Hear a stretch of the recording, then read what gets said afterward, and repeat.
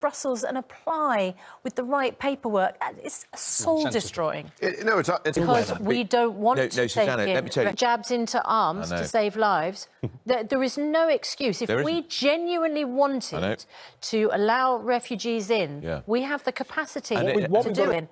They would then need support to be able to fund that. Because they're struggling to pay the heating bill at the moment, can't afford that visa processed and then they can be housed and it's going to be than the number of visas we've granted for people to come back. On its website, this is the Polish Red Cross, we are increasingly hearing be rejected. Do you feel hopeful this morning? I think yesterday was Adina Menzel, the real Elsa. Red Cross has revealed young women are being kidnapped as well. There's a sex trafficking element to this. It's to intervene before those women are made more vulnerable.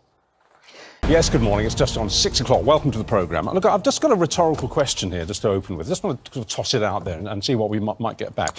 If we can build pop-up vaccination centres in supermarket car parks, if we can build pop-up Nightingale hospitals virtually overnight around the country, why can't we build a pop-up visa processing centre in Calais? What actually is We had this question at the beginning of the show yesterday, and we were virtually assured by various government spokesmen who came on the show that, yes, it was all in hand and it would be sorted by now. It's not.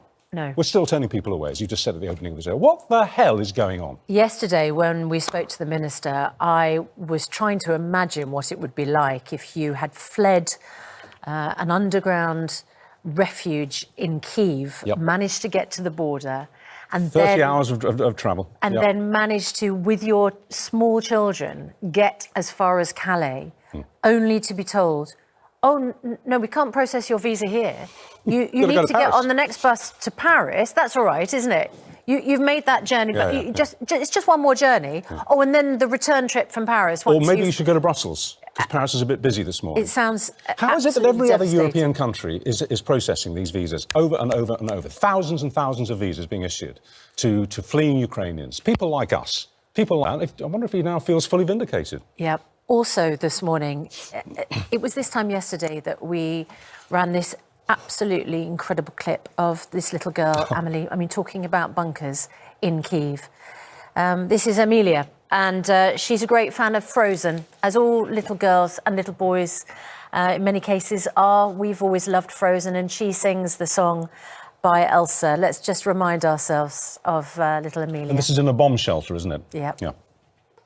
When all this is over, and it will be over, when all this is over, she has a career. Well, do you know what? Yesterday you said, wouldn't it be amazing if Amelia realised that her gorgeous voice had been broadcast around the world? Well, isn't it amazing that it has reached sheltering from bombs? Well, more children killed in airstrikes last night. More children killed in airstrikes outside Kyiv last night. News coming in. Quite a number of children were killed. And you can't... It cannot be an acceptable situation if a little girl like Amelia then makes her way to Calais and is told you need to go back to Paris or to Brussels and get yourself a visa. The number of Ukrainian refugees granted visas under the UK's new scheme has risen from 50, the Home Office figure on Sunday, to now 300. The government said that almost 18,000 applications have started. They say they have increased staff and appointments. OK, we'll keep a beady eye on this. I can't tell you the response we've been getting about this story before we even came on air. However, more than 500 refugees are currently, as we speak, stuck in Calais, with many saying that they were turned away simply for lack of paperwork. Well, that's our main news this morning. In a moment, we're going to be speaking to an Ukrainian artist who has stayed on in war-torn Kharkiv and says she's prepared to pick up a gun and fight for her country. Now, Ranveer.